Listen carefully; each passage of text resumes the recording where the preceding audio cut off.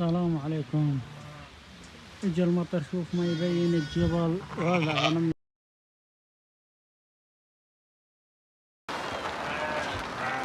السلام عليكم، شلونكم؟ أنا نشرت فيديو جبت الأغنام للبيت لحد الآن الدنيا مطر ما شاء الله، وانطينا العلف للأغنام التبن شو اسمه الطحين. شوف،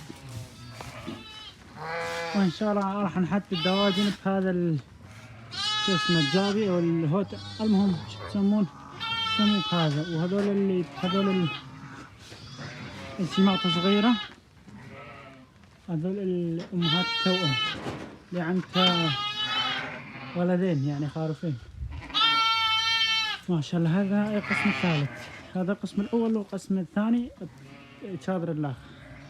ما نحط كل الأغنام اللي يولدون مع بعض، نسميها 3 مراحل أو 4 مراحل حتى خرفانهم يربون زين. والسلام عليكم. شوف الدنيا مطر ما شاء الله، ما تشوف الجو. صباح الخير، شلونكم؟ هذا عجب جايب 2 توأم، وهذا كلبي يعني جاب مرة ثانية حطيتها هنا، شوف رجله. وهذا كله طحين جمعنا للأغنام.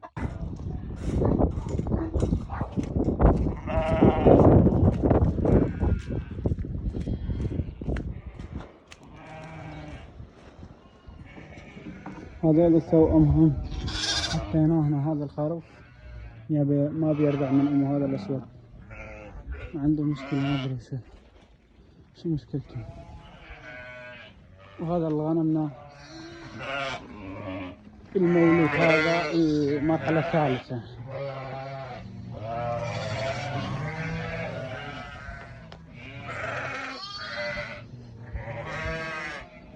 ما شاء الله. شوف هذا اسمه المعوقة هنا، وهذا المرحلة الأولى حطيناه هنا. شوف خروف من صغير، هذا خروف كبير ما نحط، ما بعد ما عندهم ماء. هسه راح اروح اجيب لهم ما شاء الله.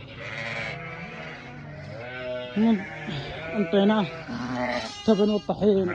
تبن والطحين احسن شيء للاغنام اذا ماكو قمح او شعر، بعدهم الطحين والتبن تخلط مع بعض وانطيهم.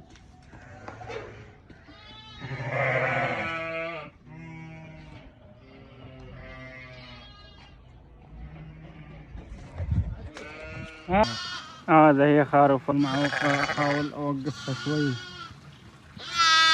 حتى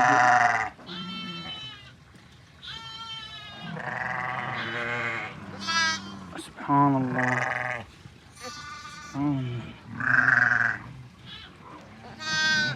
شوف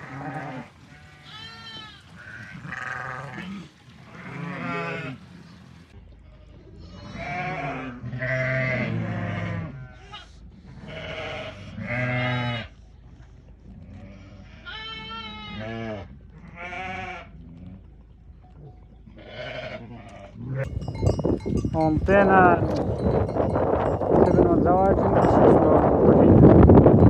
هذا الأغنام. هذا اللي ما يولد بعد 2 أو 3 شهور راح يولد.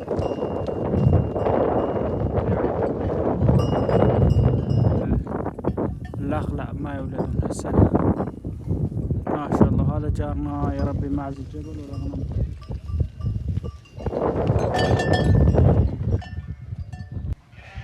وهذا غانمنا اللي حامل بعد ما ولد، يعني راح يولد مع الوقت. شوف شمنا بيناتهم من ولد. وهذا جاب توأم ما شاء الله.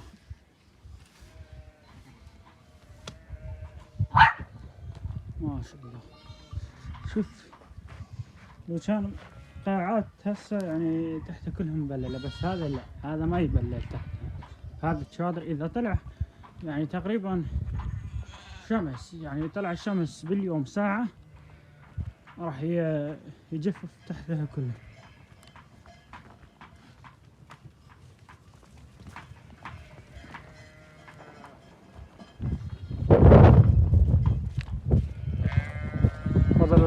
في الفاو العراقية والبصراوية.